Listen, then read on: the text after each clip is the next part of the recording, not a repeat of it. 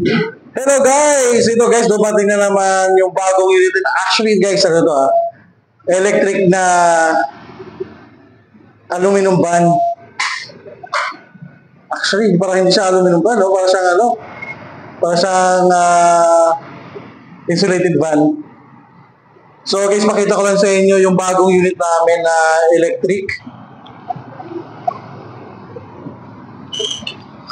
Keyless entry na siya, Yan, open natin. Check natin. Electric na, electric. So, yun guys, fresh na fresh, galing ko ng pier. So, yan, napakaluwag guys. Medyo madumi pa yung pero okay lang yan. Lagyan naman ng matik ang mas na maris na. So, dalawa lang guys, no? Dalawa lang ang pwedeng mupo rito. Passenger, saka yung driver. Napakaluwag. Saan pa tayo guys?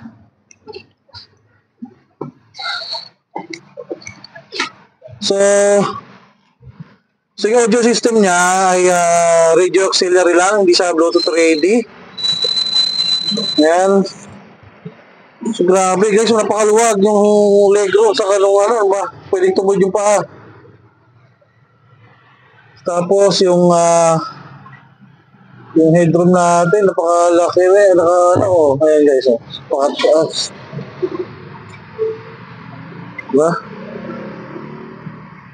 Ang luwag. Napakaluwag. Grabe pwedeng ito yung pa ako. So ito, wala pa yung presyo guys So, ano pa lang to. Papakita ko lang sa inyo yung unit natin.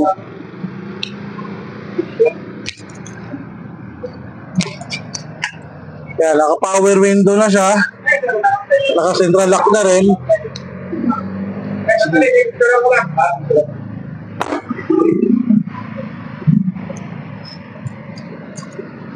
6 stud. Yan, 6 stud. Ang size ng gulong ay 195 75 R16. So yan. Charging port niya ito. Yung pinaka-charging port niya. Yung pang ilalim niya guys, yung pinaka-ilalim niya, yung battery yata yan.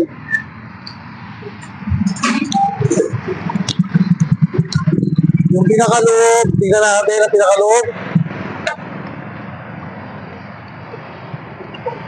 Picture ka, Sam? Okay. So, yun yung haba. So, yung haba nito parang nasa 14 feet or 12 feet.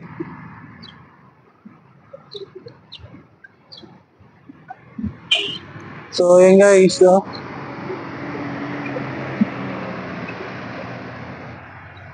Ito wala pa tayong presyo nito guys kung update ko lang kayo sa presyo ito kung meron na. Kasi wala pa, di pa naka-rehistro to. Kailangan pa itong dadaan kay DOTR. So, tingnan natin ang pinakaloob ng likod.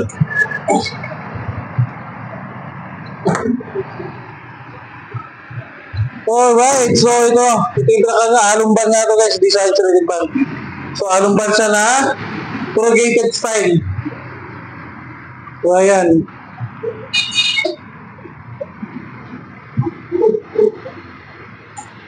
So yung presyo nito, abang-abangan lang natin yung presyo nito kasi wala pa tong presyo. So di pa natin siya pwedeng benta sa ngayon kasi wala pang presyo to. Nakarating lang nito galing ng ibang bansa.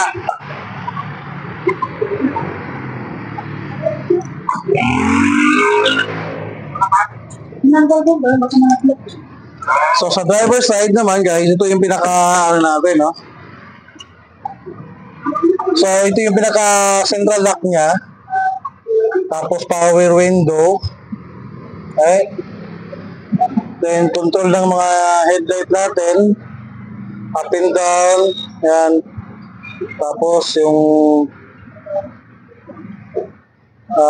sa fog lamp yan. Eco mode. May eco mode na siya. Then tilting. Yan. Adjustable.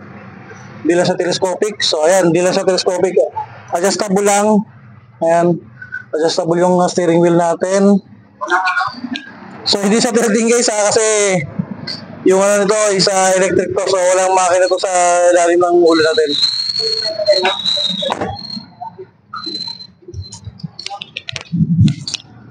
So, yan, bigyan namin kayo ng update dito sa presyo once na magkaroon na ng presyo yung unit natin ito guys. So, ito yung pinaka GMC na electric namin na truck. Right? So, maraming salamat po sa mga natin and paki-follow and subscribe naman yung natin guys, yung mismong page natin o yung YouTube account natin. Maraming salamat guys sa papanood lagi ng aking mga videos.